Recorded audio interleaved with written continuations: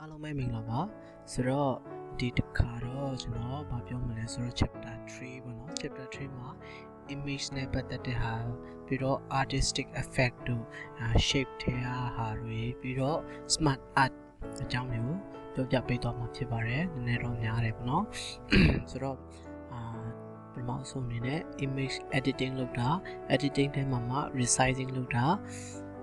cropping လုပ်တာ rotation လုပ်တာပြီးတော့ shape ထဲက text box အကြောင်းပေါ့နော် text boxes အကြောင်းပြီး styling format text format ထဲမှာ color တွေလုပ်မယ် fill တွေလုပ်မယ် outline တွေလုပ်မယ်ဒီအကြောင်းတွေကိုကျွန်တော်ပြောပြပေးသွားမှာဖြစ်ပါတယ်ဆိုတော့ PowerPoint ထဲကိုဝင်ရအောင်လုပ်ထားတဲ့ PowerPoint လေးထဲကိုဝင်ရအောင်ဆိုတော့ဒီအောက်မှာကျွန်တော် new slide တစ်ခုယူလိုက်မယ် new slide ထဲမှာကျွန်တော် blank တစ်ခုယူလိုက်မယ်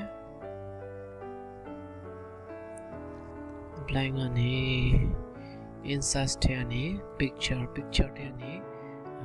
default ထဲတစ်ခုယူလိုက်မယ်နော် download ထဲမှာကျွန်တော်ဒီ computer ပုံလေးကိုရွေးထားပါတယ်ပြီးရင်ကျွန်တော် site လုပ်ချင်ရင်အမြဲတမ်း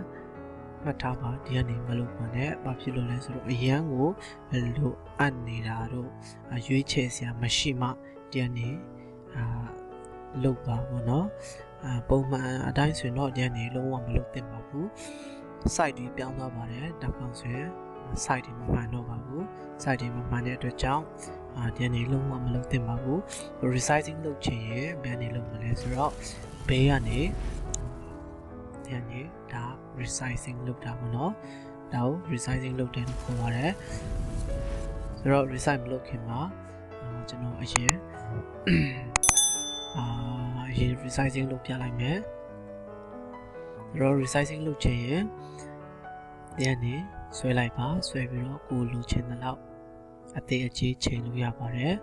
ဒါကိုကျွန်တော်အလယ်မှာထားလိုက်မယ်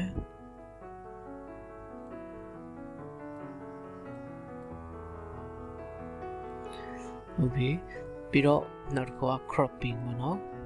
image တစ်ခုကိုကျွန်တော်တို့ crop လုပ်ခြင်းဘယ်လိုလုပ်လဲ image ပုံကိုတစ်ချက်နှိပ်လိုက်ပါနှိပ်ပြီးတော့ format ဆိုတဲ့ပေါ်လာပါလိမ့်မယ် format ဆိုတာပေါ်ပြီးဆိုရင်မှာ crop ဆိုတဲ့ဟာရှိပါတယ် crop ဆိုတဲ့ဟာလေးနှိပ်လိုက်ပါ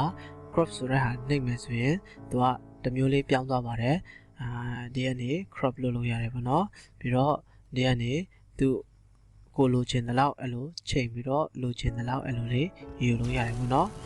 အဲ့လည်းအနေလုပ်မယ်ဆိုရင်ဒီလိုကိုလိုချင်တဲ့လောက် crop လုပ်လို့ရပါတယ်ကျွန်တော်ပုံမှန်အတိုင်းပြန်ထားလိုက်မယ်ကျွန်တော်တို့ဘယ်လို crop လုပ်မလဲဘေးဘက်ကို crop လုပ်ခြင်းအလည်းအနေခိုင်ပါအလည်းအနေခိုင်ပြီးတော့နေနာတော့ပေါ့နော်ကိုလိုချင်တဲ့လောက် crop လုပ်လို့ရပါတယ်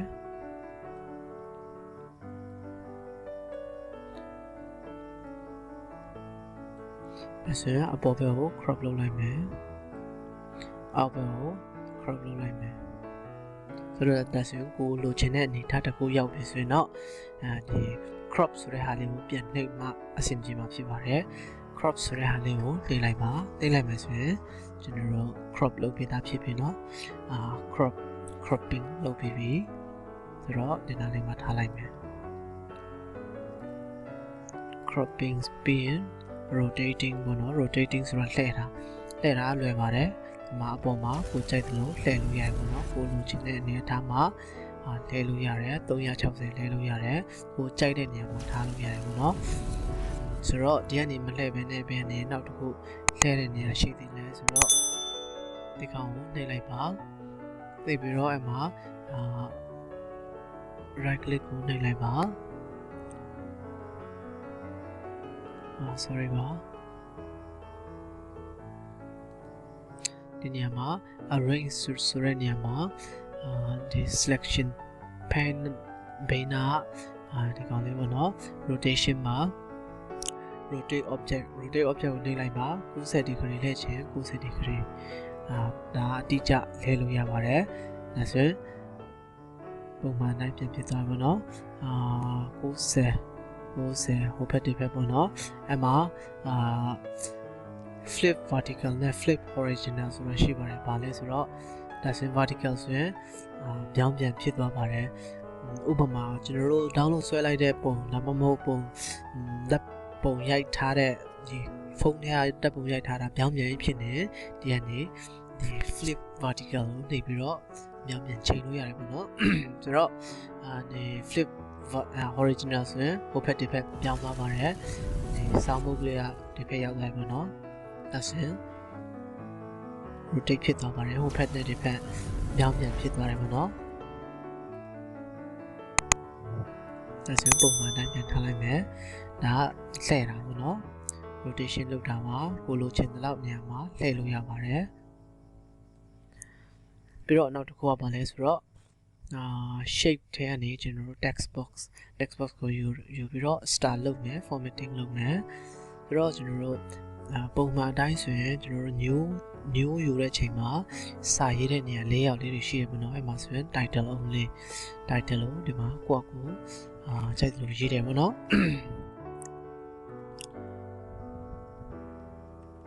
အဲ့ဆိုရင်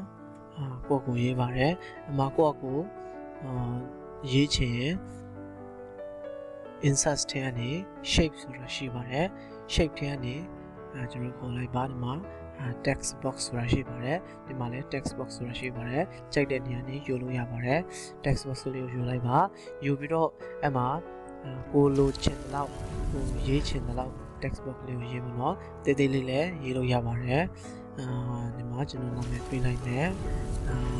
part of computer ဆိုပြီးတော့ပေးလိုက်မယ်နောက်ကျွန်တော်လည်းကြီးအောင်ချဲလိုက်မယ်ဒီလောက်ထိပေါ့နော်ဒီ Microsoft 2013ကနေ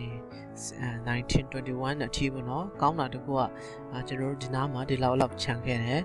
ကွက်တီကိုကျွန်တော်တို့ချိန်လို့ရတယ်သူက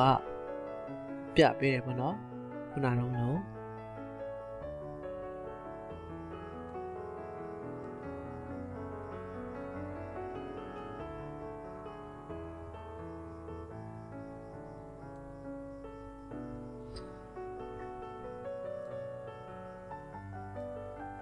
ဒီကောင်ကျွန်တော်အလယ်မှာထားလိုက်မယ် font size ကိုကျွန်တော်နည်းနည်းကြီးခိုင်းလိုက်မယ်40လေးလောက်ထားလိုက်မယ်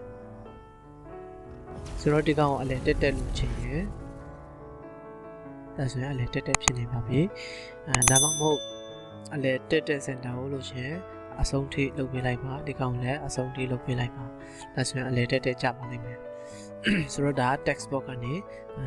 စာသားတွေရေးဖို့ခေါ်တာပေါ့နော်ဒီနေရာမှာ format ဆိုတာရှိပါတယ် format ထဲကနေ style တွေထည့်လို့ရတယ်ပေါ့နော်အဲ့မှာ styling formatting ပေါ့နော် formatting ဆိုတာတော့ဒီကောင်ကို format လုပ်တာ bold တင်တာတို့ italic လုပ်တာတို့ဒါတွေကို format လုပ်ခေါ်ပါတယ် font color ပြောင်းတာတို့ပေါ့နော်ပြောင်းလိုက်မယ်ဒါတွေကို formatting လုပ်တယ်လို့ခေါ်ပါတယ် star လို့ပြောင်းချင်ရင်ဒီကောင်ကို select လုပ်လိုက်ပါ select လုပ်ပြီးတော့အဲ့မှာ format ဆိုတာရှိပါတယ် format ထဲမှာအဲ့မှာ shape style ဆိုတာရှိပါတယ် shape style ကနေကိုကြိုက်တဲ့ဟာကိုယူလိုက်ပါကိုလှမယ်ထင်တဲ့ဟာလေးယူဖို့နော်ကျွန်တော်ဒါလေးယူလိုက်မယ်ဒါဆိုရင်ကျွန်တော်တို့အတွင်းထဲအရာလေးတွေပြောင်းလို့ရပါတယ်စာသားကိုလည်းကျွန်တော်တို့ပြောင်းလို့ရပါတယ်ဒီကနေwork art style ပေါ့နော် work art style ကနေကြိုက်လို့ပြောင်းလို့ရပါတယ်ဆိုတော့ဒီမှာပြောင်းပေးသားလေးတွေပေါ့နော်အဲ့မှာကိုကြိုက်လို့ပြောင်းလို့ရပါတယ်ဒီကောင်လေးကိုပဲကျွန်တော်ယူလိုက်မယ်ဒီကောင်လေးကိုပဲယူလိုက်မယ်ပြီးရင်အဲ့မှာ shape style နေရာမှာshape fill ဆိုတဲ့နေရာမှာကျွန်တော်တို့အထက်က fill မဲ့ဟာကိုကြိုက်တဲ့ဟာသွား fill လို့ရပါတယ်ကြိုက်တဲ့ color ကိုရွေးဖို့เนาะဒါအတွင်းဖက် fill လုပ်တာပေါ့เนาะအတွင်းဖက်ကိုကျွန်တော်တို့ကောင်းလေးရွေးလိုက်မယ်ပြီးရင် shape outline ဆိုတာရှိပါတယ် shape outline ကတော့ဒီအပြင်ဘက်ပေါ့เนาะအပြင်ဘက်ကိုလုပ်တာပါပြင်ဘက်ကိုဘာ color နဲ့လုပ်မှန်းလဲ rồi anh em sẽ được anh em dưới của nó điều dưới lại mẹ vì nên mà effect đi lấy xí vào đi lấy rotation lúc đó rồi soft edge lúc đó rồi thì con xuyên tích video một bộ báo rồi thì shape star rồi tụi mà original cái star shape bị ta rồi đi nhà mà chúng tôi áp dụng này rồi nó xa đá đi biểu mà nó xa đá đi hello biểu lấy xí vào đấy là Microsoft Word mà lấy tiền bị ta rồi làm gì biểu sẽ rồi mình làm mà cô lưu trên là lưu biểu nó dài mà nó đây đấy hello đấy chạy từ trên nó dài vào đấy rồi original time là the preset one lưu như này mẹ là chuyển general style biểu về mà nó chạy từ lưu design lấy đấy thường nó dài vào đấy nào đó qua mà lấy rồi text box coloring and fill đã cho nó biểu biểu nó ta để vào đi lưu chạy từ lưu sao ta lấy rồi chạy lưu dài đấy đi lưu cho nó lâu thà để text box ta cũng yêu thà để mà nó text ta cũng yêu lại mẹ text ta cũng yêu lại mẹ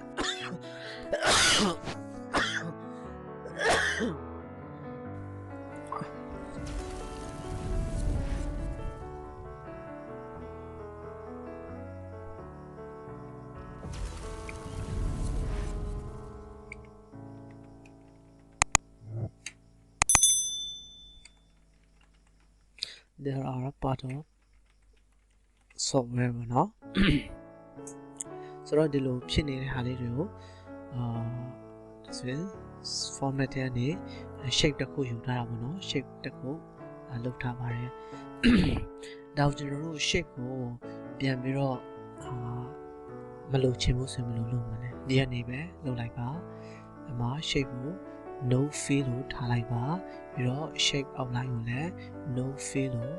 ထားပြီးတော့ကိုကြိုက်တယ်လို့ချိန်လို့ရတယ်ပေါ့နော်အခုကျွန်တော် shape အကြောင်းပြောနေဆိုတော့ဒီတိုင်းပဲထားလိုက်မယ်ဒီကောင်ကိုအလဲစင်တာမှာပြန်ထားလိုက်မယ်ပြီးတော့ဒီလိုလေးပါကိုကြိုက်တယ်လို့ပြင်ဆင်လို့ရတယ်ပေါ့နော်ဟုတ်ပြီဒီသင်ခန်းစာတော့ဒီလောက်ပါပဲအားလုံးအဆင်ပြေကြပါစေ